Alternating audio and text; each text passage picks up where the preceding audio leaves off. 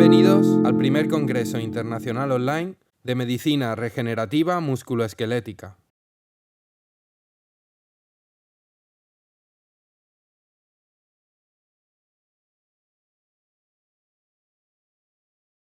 Hoy nos acompaña el doctor Gonzalo Mora. Lógicamente, cuando nos encontramos con este tipo de resonancias y pacientes con este tipo de lesiones tan importantes, es evidente que el tratamiento necesario va a ser...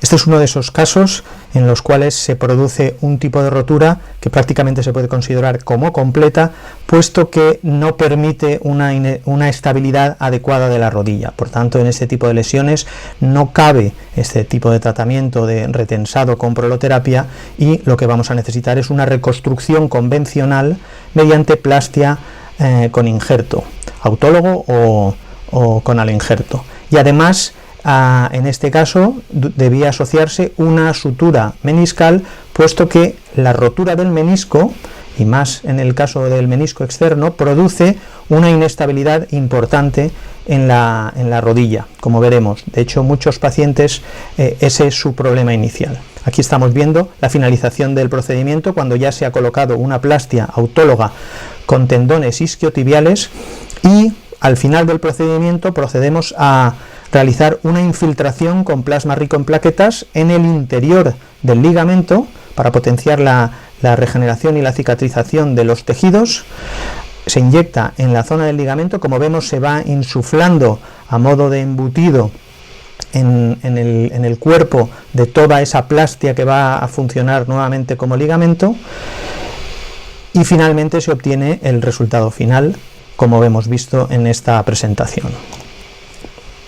Lógicamente, también este tipo de pacientes en el cual ha habido un traumatismo importante del ligamento cruzado, pero que afortunadamente respeta los meniscos, si dejáramos a la evolución natural este tipo de lesiones, lo habitual es que acabe con roturas meniscales y con lesiones condrales mucho más importantes. En el tiempo artroscópico se observaba, como en la resonancia, una integridad de los meniscos, con lo cual nos ofrece una mayor estabilidad en esa rodilla y un mejor resultado final.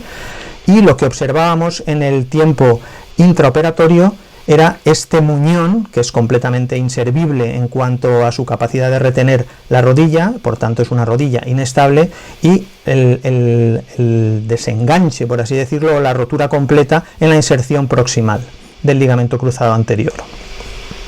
En algunos casos excepcionales y muy seleccionados también, podemos realizar un tipo de técnica que es la técnica de reparación primaria, en la que no se utilizan túneles y se realiza una sutura del ligamento cruzado anterior con una fijación proximal, con dos anclajes a modo de tenodesis, existen varias opciones, y suplementándolo con terapias biológicas. Deben de ser casos muy seleccionados igualmente. Todas estas técnicas, el éxito radica en seleccionar adecuadamente el tipo de paciente que se puede beneficiar de estas técnicas. ¿Cuál sería la indicación de la reparación primaria? Personas que tienen menos de 6 semanas de la lesión, y a ser posible menos de 4 semanas, porque todavía tenemos un tejido que va a ser capaz de cicatrizar, una rotura proximal del ligamento cruzado anterior, y que en la exploración presentan un cajón anterior y un bostezo medial en extensión completa, y en este caso con un cartílago de crecimiento cerrado. En caso de ser pacientes con un cartílago de crecimiento abierto, se pueden realizar otro tipo de técnicas. Este sería un poquito la presentación de la maniobra de pivot shift o resalte rotatorio que presentan este tipo de pacientes, y lógicamente la maniobra de cajón, justo en el tiempo en el que se va a realizar la cirugía. Y aquí vemos la comparativa en la cual no se observa ese pivot positivo ni la maniobra de cajón que presentaba en la rodilla izquierda, que es la lesionada.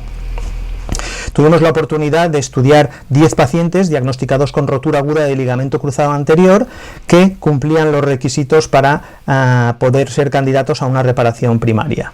En esta reparación primaria, además, como veremos en la presentación del doctor Ignacio Dalo, se puede suplementar con plasma rico en plaquetas y concentrado de médula ósea, es decir, una suplementación de terapias biológicas que mejoren la incorporación y la regeneración de ese tejido ligamentoso.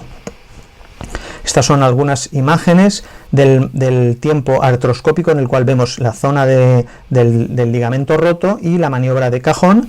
Aquí es parte del proceso de sutura del muñón o del fragmento de ligamento que nos queda. Es un proceso delicado que hay que ir con cuidado para no desgarrar. Aquí hay que viendo que podemos tener riesgo de desgarrar ese resto de ligamento cruzado, y que en el fondo lo que vamos a hacer es enfrentarlo y llevarlo a la zona proximal femoral donde debería de estar insertado. Finalmente se utiliza una serie de implantes, existen diversas técnicas que pueden utilizarse, y al final del procedimiento vaciamos la rodilla de líquido y suplementamos la reparación, en este caso con plasma rico en plaquetas, para mejorar la incorporación y la regeneración y crecimiento de ese tejido ligamentoso. Como hemos dicho, existen también otras técnicas, otros abordajes biológicos en el tratamiento de roturas parciales, en las cuales ni siquiera se utiliza una sutura, y que nos será presentado por el doctor Ignacio Dalo. ¿Cuáles son las situaciones en las que podemos tratar las lesiones de ligamento cruzado mediante retensado con proloterapia? Fundamentalmente son lesiones de ligamento cruzado sin inestabilidad aparente, porque realmente sí que la tienen, como veremos en las exploraciones, pero que se trata de rodillas dolorosas. También en los casos muy importantes de plastias de ligamento cruzado anterior laxas, como veremos algunos ejemplos. Es muy frecuente la aparición de rodillas dolorosas secundarias a una meniscectomía. ¿Por qué? Porque queda un grado de inestabilidad, al cual hemos llamado microinestabilidad, y que presentaremos posteriormente, y que genera esa situación de elongación progresiva del ligamento cruzado anterior. Y también un grupo muy grande de pacientes que comentan o refieren haber tenido múltiples esguinces de rodilla. A partir de un primer esguince o una primera entorsis de rodilla importante, se produce una laxitud de sus ligamentos, y eso facilita y favorece que se produzcan nuevos esguinces a lo largo de la vida y de la actividad del paciente. Y cada uno de esos esguinces puede ir provocando distintas lesiones en la rodilla, como a nivel de los meniscos, cartílagos, etc. Pero lo más frecuente en estos casos son pacientes meniscectomizados, pacientes con lesiones parciales de ligamento cruzado anterior, y los que hemos llamado los pacientes de los esguinces de repetición. ¿Qué guardan en común estos pacientes? Bueno, que en la exploración física tienen unas maniobras de ligamento cruzado positivas, con maniobras de cruzado, y la maniobra de pivot shift o de resalte rotatorio generalmente es negativo. ¿Por qué? Porque existe una cierta continuidad que frena parcialmente esa maniobra. Y lo más importante, en la resonancia magnética aparece como normal, entre comillas, ahora veremos por qué, en el 80% de los casos, y está descrita por el radiólogo como lesión parcial del ligamento cruzado anterior o de la plastia en un 20% de los casos. Hay que tener mucho cuidado con estas imágenes de resonancia magnética, porque se tratan de imágenes estáticas y el problema es un problema dinámico. Es decir, si con una imagen aparentemente de ligamento normal en resonancia magnética tenemos un paciente con las características anteriores y que presenta dolor, que se le ha dicho en varias ocasiones que no tiene nada, entre comillas nuevamente, y que vemos que en las pruebas de exploración física presenta una inestabilidad, habrá que pensar en que posiblemente puede ser candidato a este tipo de tratamiento de retensado con proloterapia. Y ahí es donde surge este cuadro que hemos llamado de microinestabilidad de rodilla, que se caracteriza por un dolor difuso, a veces difícil de concretar. No presentan una inestabilidad subjetiva, aunque si se hace una buena encuesta al paciente y una buena anamnesis, se confirma que realmente tienen episodios de inestabilidad, pero que ellos no han sido conscientes. Una resonancia magnética, entre comillas, informada como normal, y una exploración física compatible, como hemos visto. ¿Cuál es el problema? Que estos pacientes no tratados evolucionan hacia una degeneración de su articulación.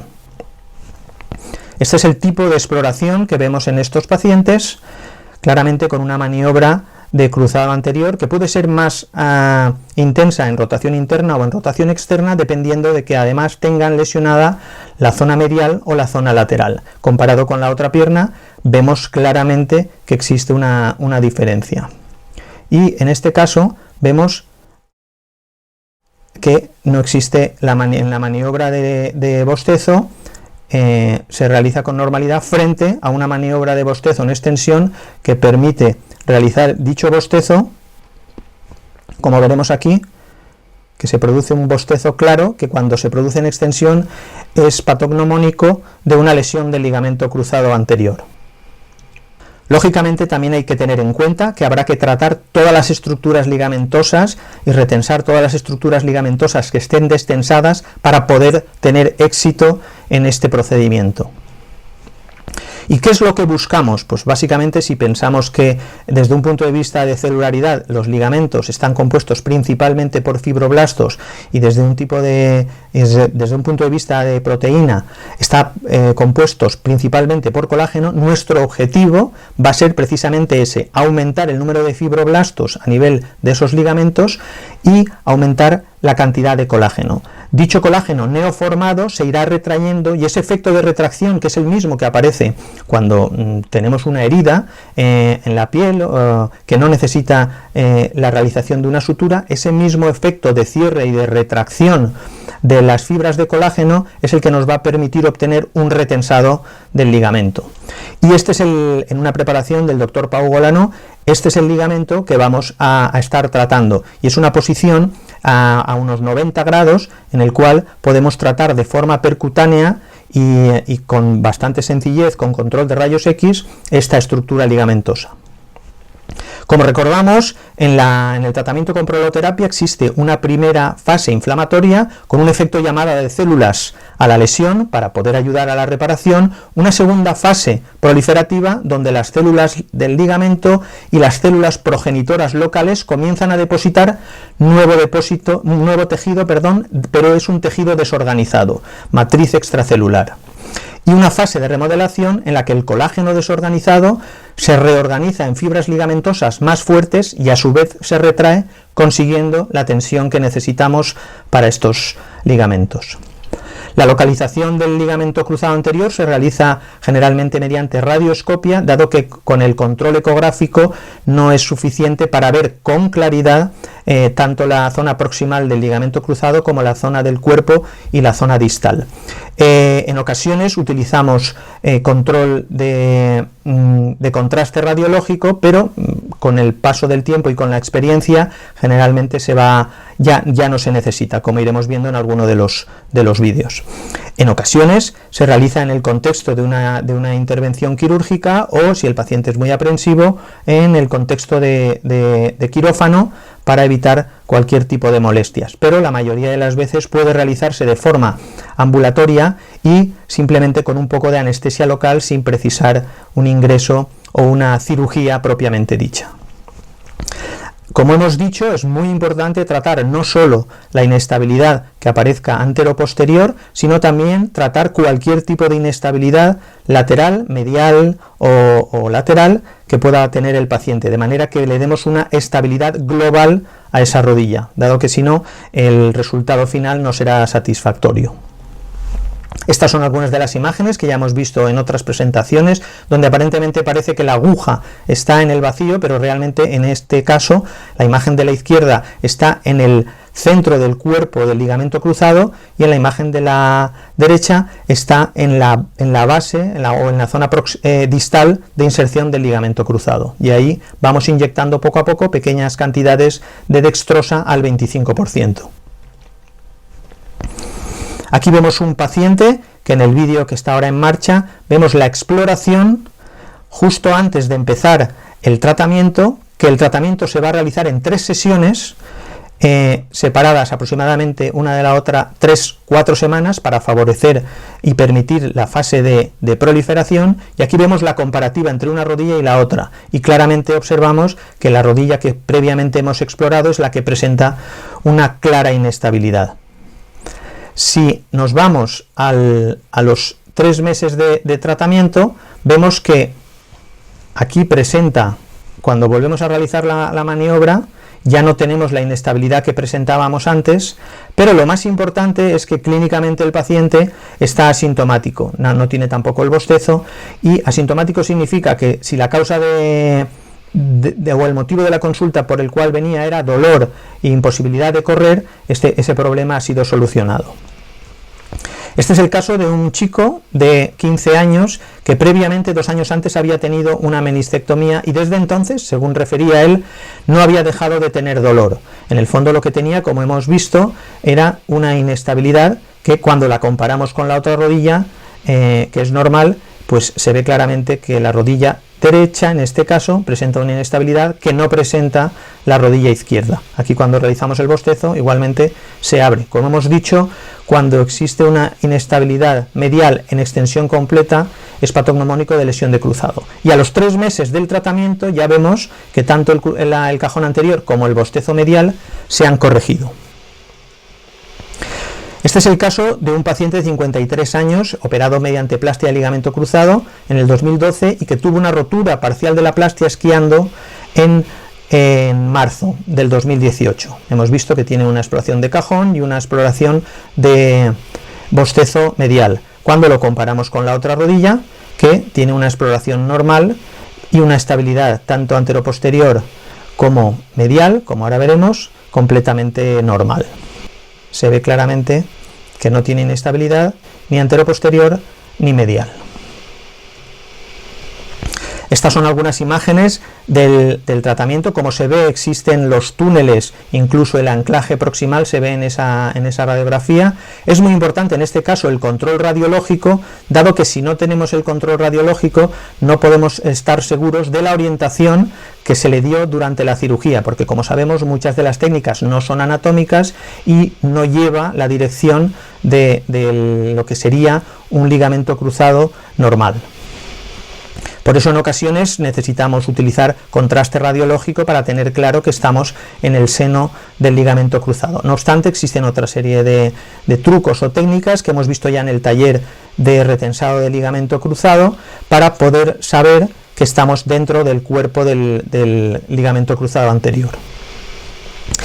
Es muy importante tener en cuenta que esta técnica también es útil en plastias de ligamentos autólogas que han quedado laxas por un error técnico en la cirugía o que han quedado laxas por haber presentado un nuevo traumatismo a pesar de que la cirugía hubiera dado un buen resultado.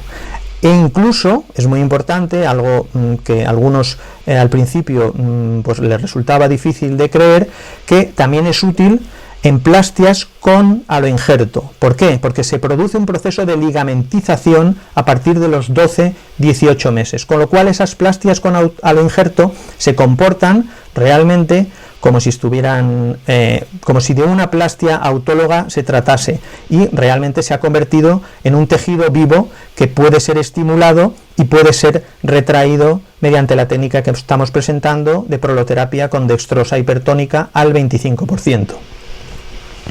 Y este es el resultado del paciente que veíamos antes de la rotura de la plastia a los 2 meses y medio del tratamiento, de haber finalizado las 3 sesiones, que obtiene una estabilidad completa. Este año este paciente fue tratado en el 2018 y posteriormente en la siguiente temporada volvió a esquiar sin ningún problema y lógicamente libre de dolor. Este es el caso de una mujer corredora de 39 años, corredora amateur, pero muy aficionada y con grandes ganas de seguir corriendo. Aquí vemos las maniobras de cajón y también, como vemos en el dibujo, tenía una inestabilidad lateral que fue igualmente tratada. Cuando nos vamos a la exploración de la rodilla contralateral, vemos claramente que la rodilla contralateral es la que consideramos normal y que no presenta ningún tipo de inestabilidad. Este es el tratamiento, la posición que se mantiene con el control de rayos para tener una visión en túnel que nos permita entrar bien en la zona intercondílea, y a los 3 meses y medio esta es la rodilla que presentaba la misma paciente. Volvemos a decir, con ausencia de sintomatología, y a partir de aquí, como había sido, digamos, formal y había realizado ejercicio constante de bicicleta y mantenía bien su musculatura, se le permitió iniciar su actividad deportiva de correr y sin ningún problema.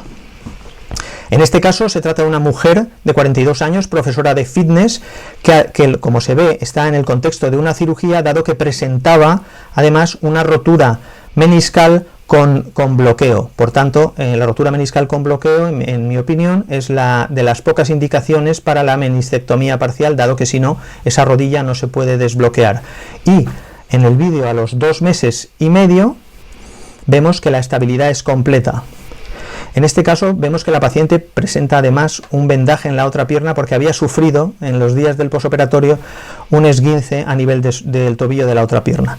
Pero la pierna intervenida ya no tiene maniobra de cajón ni tampoco tiene maniobra de bostezo medial.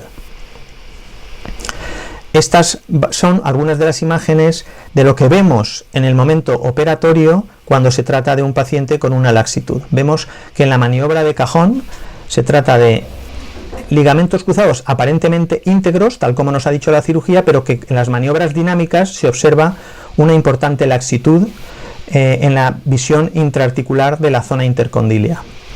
Lo que vamos a realizar seguidamente es la palpación de ese ligamento y vemos que realmente para cualquiera que haya realizado una intervención de cruzado sabe que esta tensión no es la tensión normal. Si, como hemos hecho antes, se acompaña de una maniobra de cajón claramente positiva a nivel intraarticular, pues no hay duda.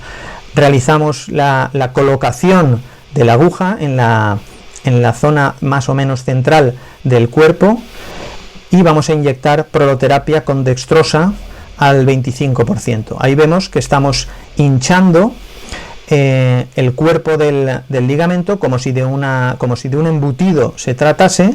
Hemos comprobado que cuando se realiza solamente este tratamiento, vemos que se va engurgitando las arterias. Cuando se realiza este tratamiento podemos quitar todo el líquido o podemos no quitarlo e inyectar de esta manera, y no hemos visto diferencias significativas.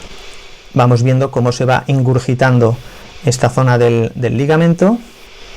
Da la sensación de que se va reconstruyendo en tiempo real. Lógicamente esto va, como hemos dicho, esto va a necesitar un periodo de proliferación y remodelación del tejido, a que aproximadamente la proliferación tiene lugar en las 3-4 primeras semanas, y aquí vemos las imágenes finales del procedimiento. Como decimos, en las 3-4 primeras semanas, y en esas 3-4 primeras semanas vamos a repetir una segunda tanda de manera percutánea con control radiológico y una tercera tanda de tratamiento, como hemos visto, con control radiológico, de manera que el protocolo que utilizamos consta de 3 sesiones de inyección intraligamentosa de proloterapia con dextrosa al 25%. En este caso, este tratamiento hemos obtenido resultados predecibles, resultados muy reproducibles de una manera rápida. En 2 meses y medio, 3 meses desde el final del tratamiento podemos obtener los resultados que hemos presentado, y sobre todo, y lo más importante, que esos resultados resultan sostenibles en el tiempo. Esta sería otra imagen de lo que es una plastia de retensado del ligamento cruzado. En este caso vemos la maniobra de cajón anterior desde la visión artroscópica, con una desinserción proximal y una clara laxitud del ligamento cruzado anterior.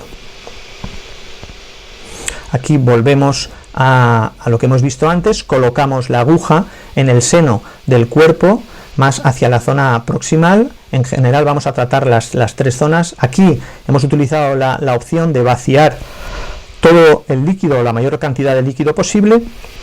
Aquí estamos ya inyectando y vemos cómo se ingurgitan las arterias que rodean toda la vaina del ligamento cruzado anterior y por el cual le llega la vascularización. Aquí vamos viendo cómo se rellena, como decíamos, a modo de embutido ese ligamento cruzado anterior.